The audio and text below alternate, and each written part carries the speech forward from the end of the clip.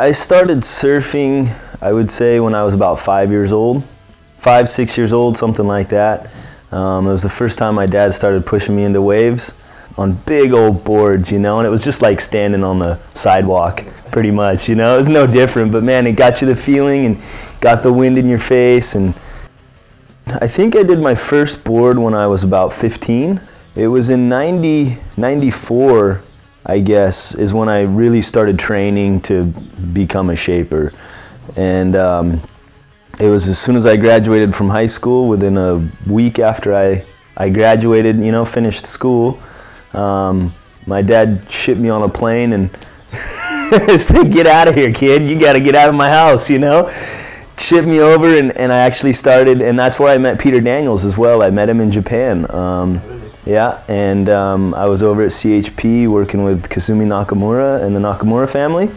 And when I was 17 years old, and I actually met Peter Daniels over there, and he actually was one of the very first people to, you know, let me sweep his room, cut out boards, you know, do all the things that you know, he didn't want to do, he let me do when I was over there.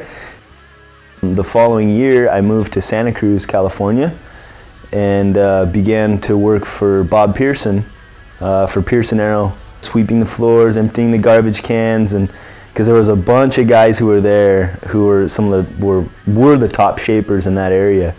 And so I, again, had to sweep their floors and do all that stuff. And it wasn't until a year after that, I believe, I was working with Pearson Aero. And he, you know, then some guys ended up leaving, and I filled the slot. And from there on, it's history. I've been doing it ever since, pretty much full time, as the only way to do it.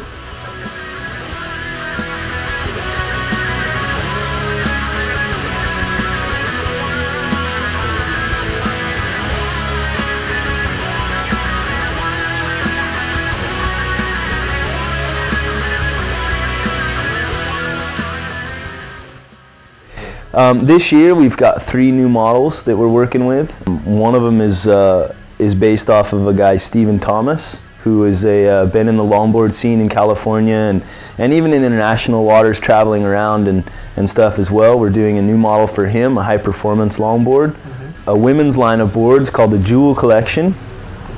The Jewel Collection, yeah. And it's based off of a girl, and it's a whole line of 5 different models. But again, it's new this year, and her name is Julie Cox, and she's from California as well, and she does, she's in the international competition scene. And I have a young team rider named Joe Aaron, and he's 16 years old, and the guy is really surfing well. He surfs the nose, and you know, he really likes the nose ride, but can turn and stuff too. So we made him an old style board with some new twists, and so that kind of, this year, that's what we're doing. It kind of covers the whole spectrum. On one of the trips that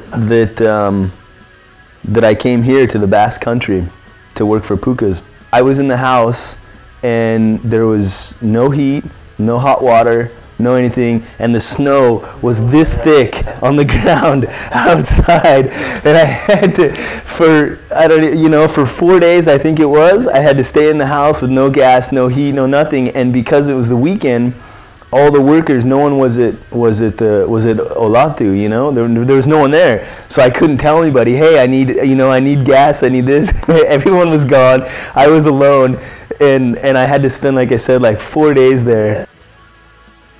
When the name Pukas is said to me, the first, you know, few words that come into my head are family, and to a degree tradition. But it's kind of hard to say tradition, because when you say tradition, it feels old, you know.